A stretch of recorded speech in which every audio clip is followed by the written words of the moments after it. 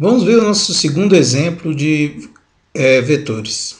O problema é o seguinte: implemente um programa que solicite ao usuário o tamanho de um vetor e implemente e utilize as funções. Então nós temos uma, duas, três, quatro, cinco funções e elas estão definidas. A primeira, vetor, que recebe um vetor, um V e um tamanho N, e solicite os dados para o vetor. Então nós vamos ler para dentro do vetor os dados. Segundo, imprime vetor, que recebe um vetor V, um tamanho N, e imprime seus dados na tela. Um média, que recebe o V e o N, né? E vai calcular e retornar a média de seus valores. Temos uma função chamada pesquisa, né? Vai retornar um float pesquisa, que ele vai fazer? Vai receber o V e o N também, né? Como a gente viu aqui, e um valor P, que será pesquisado. Caso o valor seja encontrado em alguma posição, retorne em que índice ele aconteceu, em qual posição do vetor. Se ele não for encontrado, retornamos menos 1.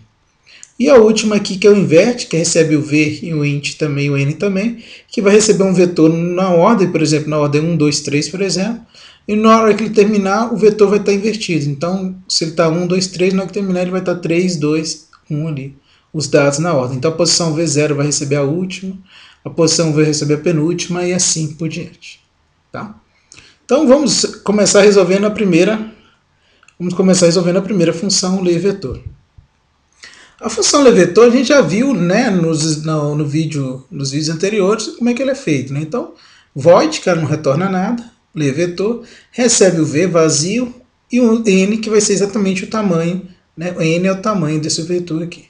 Então, um I aqui para a gente fazer a variação dos índices do vetor de 0 até N. Então, fica um for de I recebendo 0, I menor que N, I mais. Pedimos ao pessoal, digite o V na posição, no caso V0. Vai pedir V0 sem V0.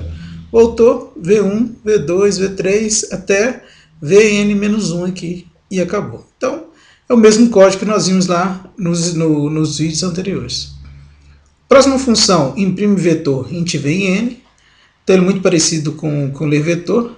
A única diferença, né, que a gente tem que sempre levar em consideração quando eu crio uma função, que eu já estou recebendo. Então, quando eu recebo esse V aqui, o V já está com os dados lá dentro, certo?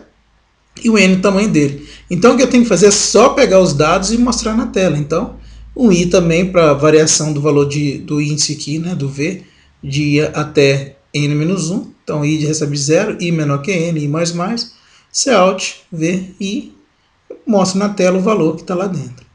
Então, essas duas funções que a gente já tinha visto lá, né? Esse aqui para colocar os dados, ler os dados para dentro do vetor. E esse aqui para a gente apresentar os dados na tela. Então, o próximo que nós temos que fazer agora é quem? É o média. Então, média. O média vai retornar a média, como a média é uma divisão, então retorna para a gente aqui um float. Né? Então, vai retornar aqui para a gente um float. Média, que ela vai receber exatamente como foi definido, o V e o tamanho dele. Então, o V e o tamanho dele. Como é que a gente calcula a média? Para calcular a média, eu preciso fazer o quê? Somar todos os elementos de V e dividir pela quantidade, que no caso é N. Então, vou fazer o quê? Vou criar o nosso acumulador de soma, né? Criar um int soma recebendo 0 e o I para a gente fazer essas mudanças, a iteração do laço. Vou criar uma variável média aqui para receber a média, né? E vou começar a fazer a operação. Então, como é que eu faço? I de 0 até N, para quê? Para me acessar a posição V0, V1, V2, V3, até Vn-1, né? E o que eu vou fazer? Toda vez que eu acessar a posição, eu vou mandar somar. Então, ele vai somar. Soma, recebe soma mais V0. Depois, na segunda vez, o I aqui vai para 1. Soma, recebe soma mais V1. Aí vai de novo. Soma, recebe soma mais V2. Assim até acumular todos, né? Somar todas as posições do vetor. Feita a soma de todas as posições do vetor, só preciso calcular a média agora. Então, média recebe soma dividido por N. E por que eu usei esse casting aqui, esse float? Porque soma é do tipo inteiro. N é do tipo inteiro, então divisão de inteiro dá um inteiro. Como eu quero um resultado que é um float, então eu apliquei um float aqui de casting para transformar esse soma num float. Temos o resultado em média, agora falta fazer o quê? Só retornar a média, certo? E fizemos o cálculo da média de todos os valores lá dele, né? Lembrando que a gente dividiu por N, porque N é a quantidade de elementos do vetor. Poderia, se eu quisesse, né, de vez de usar essa variável média, igual a gente colocou aqui, poderia ter colocado o return aqui direto, né, e retornar o valor também. Tá? Então, bem simples como o cálculo da média, fazer o cálculo da média. A próxima função que nós vamos fazer é o pesquisa. Pesquisa, igual a gente falou, recebe o V e o N, e recebe um P, que é o valor que a gente vai tentar localizar ele dentro do V. Então, pesquisa recebe o vetor, né, sem o tamanho, que a gente vai definir o tamanho em tempo de execução. Em seguida, o int n, que é o tamanho, é a quantidade de elemento do vetor que a gente está utilizando. Então, lembrando que n é o tamanho do vetor. E o int p, o número que a gente quer pesquisar. Então, para mim localizar esse número, o que eu tenho que fazer? Eu tenho que comparar o p com todas as posições do vetor. Como eu tenho que comparar com todas as posições, eu vou comparar o p com v0, o p com v1, o p com v2, até o p com v de n menos 1. Então, vou criar o i direto aqui, então para i, recebendo de 0, i menor que n, i mais mais, vou fazer a comparação. Se v, i, né, no caso i vai ser a posição 0, depois 1, depois 2, então se v na posição 0 for igual a p, o que eu faço? Se v na posição 0 for igual a p, eu vou retornar o valor de i, aonde ele encontrou.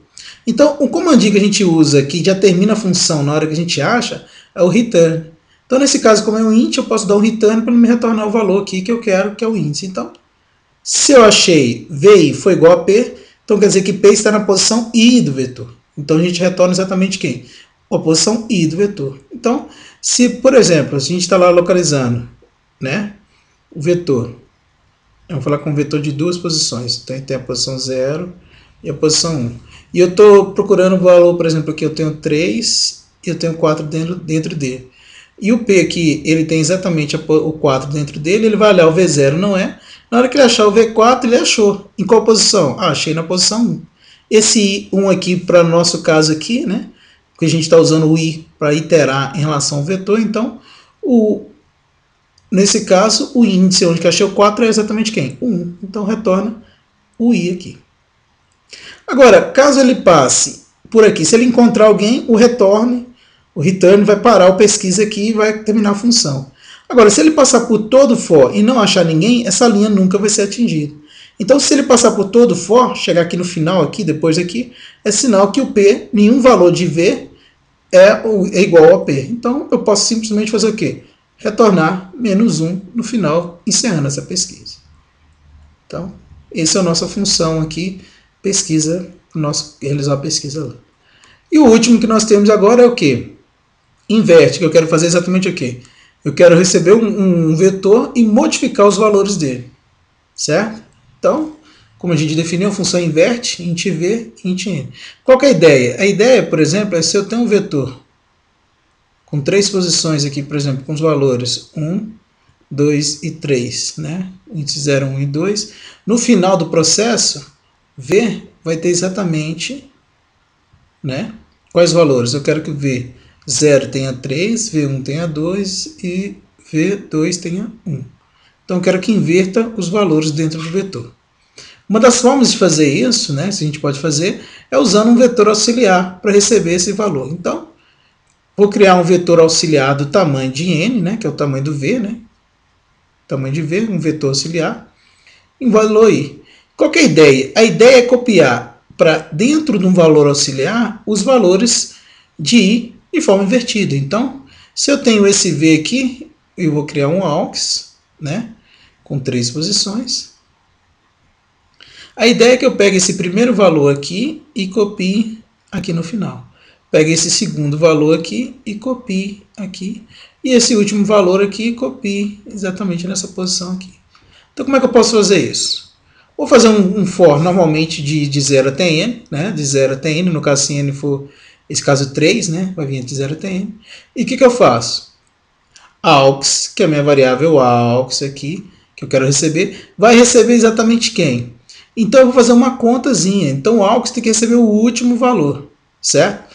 Então, n menos i, né, menos 1, menos i. Por que n menos 1 menos i? Né?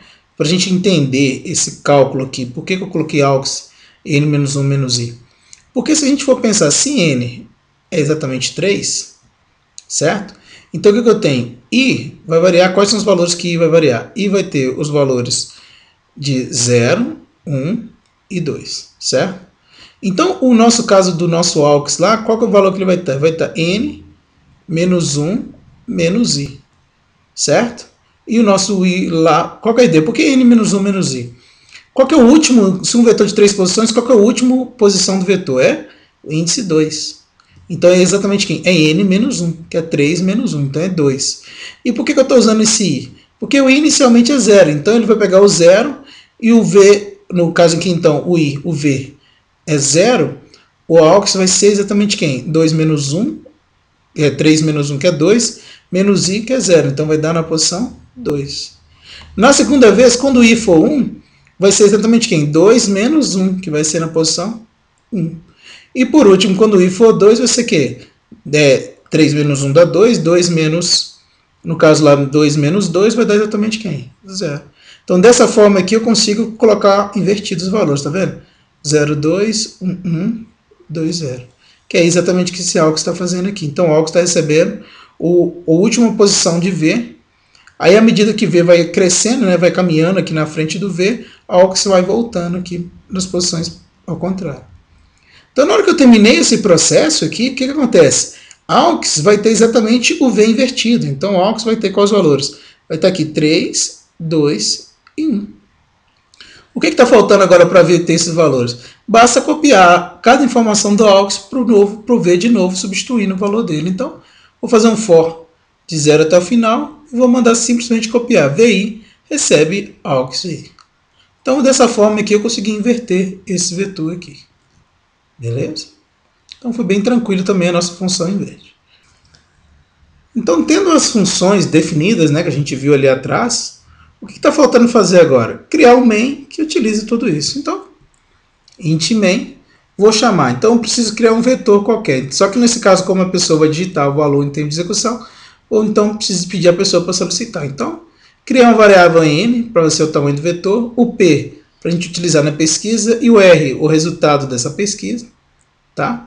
Criei uma variável float m para receber o resultado da média. E vou fazendo aqui, ó, digite o tamanho do vetor. A pessoa vai dar um C em N e vou criar o tamanho do vetor como nós vimos lá anteriormente. Então, criei um vetor de tamanho N, certo? Então, se igual nós vimos lá atrás, lá, se N for igual a 3, então ele vai criar um vetor vet com 3 posições, 0, 1 e 2. Em seguida, eu vou chamar a função lerVetor, que vai pegar o vetor vet aqui, levar lá na função e armazenar as informações dentro dele. Em seguida, eu vou chamar a função imprimeVetor para imprimir na tela o resultado ou os valores que foram lidos na função anterior. Em seguida, agora eu vou usar as funções de média. Então, ó, m recebe média vet. Então, ele vai calcular a média lá dentro e vai retornar dentro de m. Então, em m eu tenho o cálculo de média. O que eu tenho que fazer agora? Jogar o resultado na tela. Então, a média dos dados do vetor é m. Usei média. Agora eu vou usar o p. Não usar o pesquisa. No usar o pesquisa, eu preciso pedir a pessoa para digitar o valor que ela quer pesquisar. Então, digite um valor a ser pesquisado no vetor, li esse valor para dentro de P, e agora eu vou chamar a função. Então, R recebe pesquisa vet, né? Lembrando que é só o tamanho do vetor, o tamanho dele e o dado a pesquisar. Em R, eu vou ter exatamente quais valores?